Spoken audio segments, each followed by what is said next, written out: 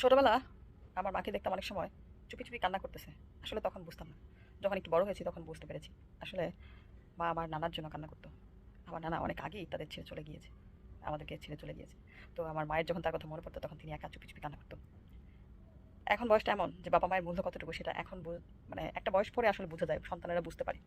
আজকে যে কোনো কারণে আমার বাবার কথা মনে পড়ছে। সে বেশি দূরে থাকে না, 277 কিলোমিটার দূরে থাকে আমার থেকে।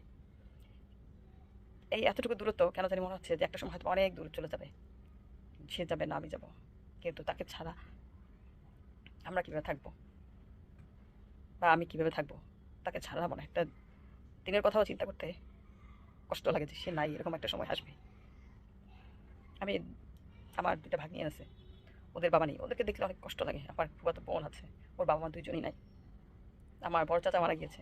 আমার ভাইটা, উনি প্রত্যেকটা সময় আমার চাচার কথা, বড় চাচার কথা মনে করে কষ্ট পায়। উনি তার মাথার উপর থেকে একটা হাত চলে যায় ছায়া দেওয়ার মতো, ভরসা দেওয়ার মতো সব কিছুর। আসলে বাবার জায়গা অন্য কেউই নিতে পারে না। পৃথিবীর সব বাবারা ভালো থাকুক।